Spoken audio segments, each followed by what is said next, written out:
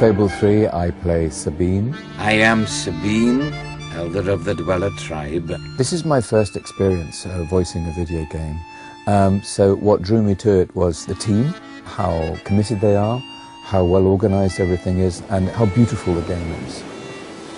There is, I think, some loose connection between a character I played in a film called The Last Legion and Sabine. They're both in the same part of the UK. They're both from Wales. All right, I'll shout Sabine's History of the Dweller tribe. And I apologise to any Welsh players of the game for my Welsh accent, but I did have a go. So royalty walks into our home. A princess, no less. You're a long mile from the castle, princess. What do you think of our home, then? Do you like what your brother has done to us? In Fable III, I played Teresa, who is a seer who was blinded in her youth. I think you see that in Fable I. She is born to see into the future. Sabine is a good man, and his people are strong. I play a character called Reva. He's a kind of, I don't know how you describe him, a foppish, debauched ruin of a rake of a piratical libertine. I wouldn't call him immoral so much as amoral. He has no morality whatsoever. He doesn't even have a concept of morality. These pitiful men are not a patch on my old bloodstone pirates. Oh, how I miss them sometimes. There's always something stylish about being utterly wicked. Hey, Master Weaver, you think anyone will actually get this perfect score?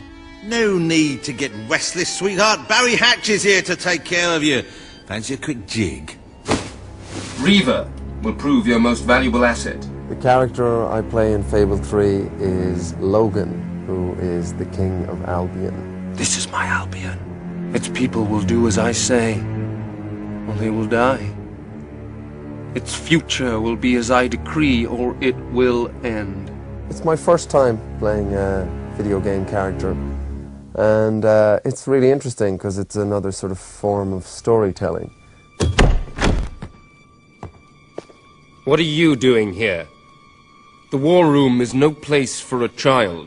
What was really helpful was when I got sort of, sketches and images of the character, and through that I could sort of gather a lot of information, really, sort of an air of sort of pomposity and arrogance and paranoia.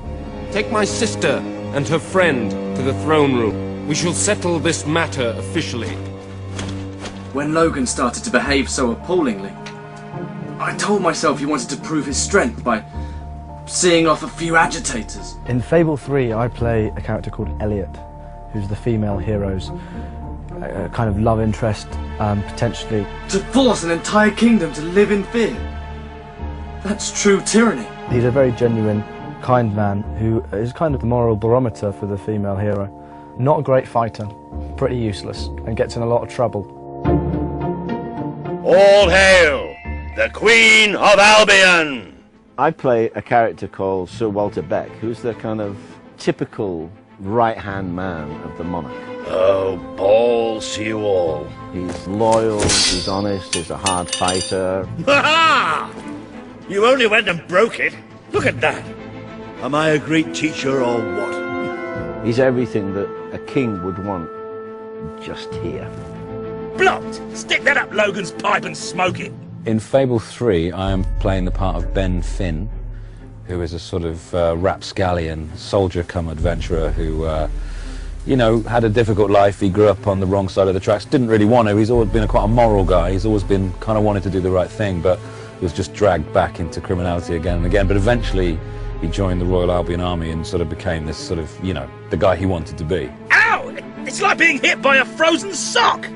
I play Jasper, who is the butler at the Royal Palace, and he was originally butler to the king who's gone all wrong. And now he is the great and faithful and loyal attendant on the young fellow who's going to become the hero, or the young girl who's going to become the heroine. You've a new mask, an exciting mix of daring and dashing. A bit like my first cat, Simon.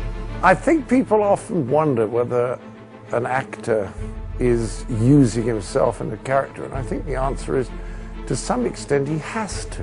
One of the things that's missing from a lot of video games is good writing and good voice work. I mean, they require that. It's just because they're video games doesn't mean they don't require the same attention that movies do, or television, or what have you. And I think this one has a wonderful mythology, and it's witty, and it's engrossing, and it demands to have people that, you know, can step up to the plate. This is revolutionary for me. It has to become part of the actor's vocabulary. We have to join in or perish. Okay, you're ready? The video's ready? Are you ready? A wolf has been hit! Oh, no, actually, could I do that again? It sounded a little bit grand. Could very well destroy the Kingdom of Albion. Just like that poster. And is my cappuccino here yet? The shambles!